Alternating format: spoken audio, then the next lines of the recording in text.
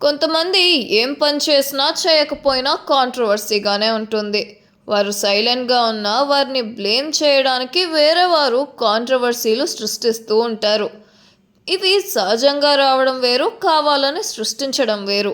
ఈ విషయాలన్నీ ఎందుకు చెప్పాల్సి వస్తుందంటే, మన ఐకాన్ స్టార్ అల్లు అర్జున్ తనకి సంబంధం ఉన్నా లేకపోయినా కాంట్రవర్సీలో ఇరుక్కుంటూ ఉంటాడు, నిందలు పడుతూ ఉంటాడు.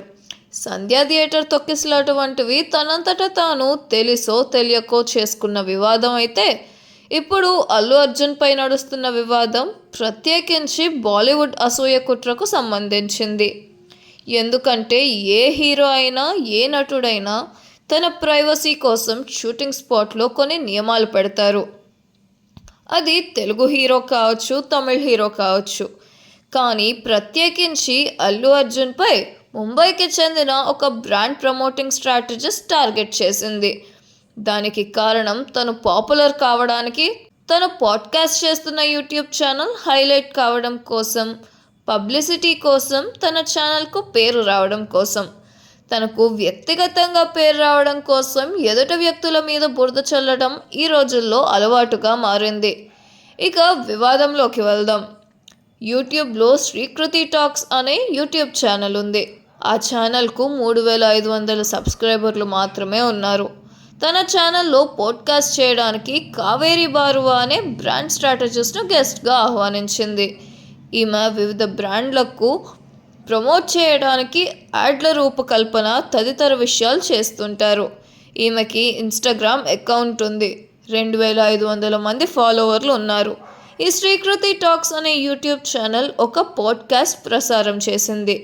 దీనిలో విషయం ఏంటంటే సెలబ్రిటీ రూల్స్, అంటే షూటింగ్ సమయాల్లో ఆయా హీరోయిన్లు పెట్టే నియమాలు, నిబంధనలకు సంబంధించిన చర్చ. దీనిలో భాగంగా ఆమె హైదరాబాద్ బేస్డ్ హీరో అల్లు అర్జున్తో ఒక యాడ్ షూట్ చేశానని, దానిలో అల్లు అర్జున్ సెట్లో ఉన్నప్పుడు ఆ పరిసరాల్లో పాటించాల్సిన నియమాల గురించి, ఏమేమి చేయాలో ఏమేమి చేయకూడదో 42 రకాల నియమాలు ఇచ్చారని ఆమె చెప్పారు.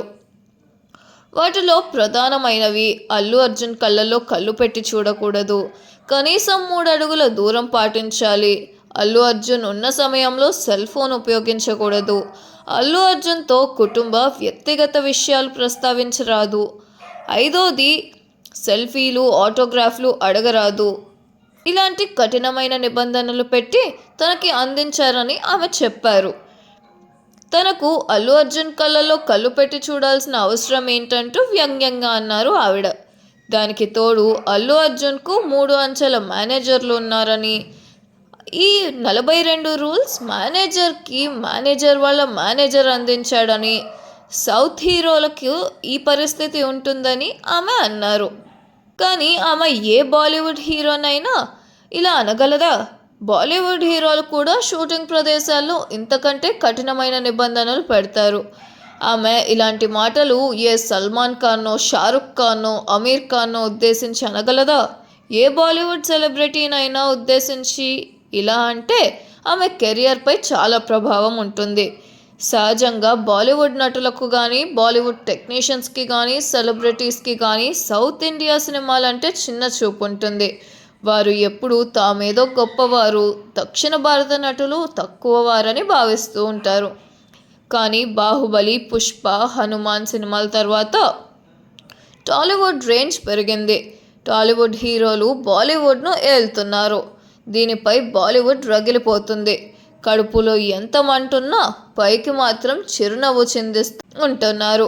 కానీ బాలీవుడ్ టెక్నీషియన్ అయిన కావేరి బారువా మాత్రం బాలీవుడ్ నటులను అనే ధైర్యం చేయకుండా కేవలం సౌత్ ఇండియా హీరో అన్న చిన్న చూపుతో అల్లు అర్జున్ను ఈ విధంగా మాట్లాడారు. దీని ద్వారా అల్లు అర్జున్ బ్రాండ్ వాల్యూను దెబ్బతీయొచ్చని ఒక తలంపు కూడా ఉండొచ్చు.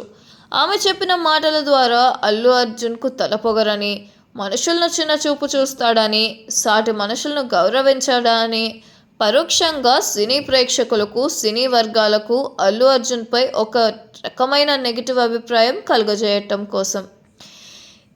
ఆమె అన్న మాటలకు కట్టుబడి ఉంటే దాన్ని నిరూపించాలి. దీనిపై విపరీతమైన నెగిటివిటీ రావటంతో ఆ యూట్యూబ్ ఛానల్లో ఆ పాడ్కాస్ట్ను తొలగించారు. కానీ ఆ యూట్యూబ్ ఛానల్ను ఎవరైతే రన్ చేస్తున్నారో ఆ శ్రీకృతి నా పాడ్కాస్ట్ వైరల్ అయింది, అందరూ నన్ను ట్యాగ్ చేయండి అంటూ అదే పనిగా ట్వీట్లు పోస్ట్లు చేస్తున్నారు.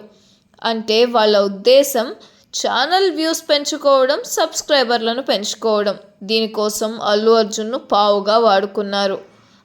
ఇది క్లియర్గా అర్థమవుతుంది. బట్ ఇంకా చెప్పేదేముంది, అల్లు అర్జున్ ఫ్యాన్స్ రెచ్చిపోతున్నారు.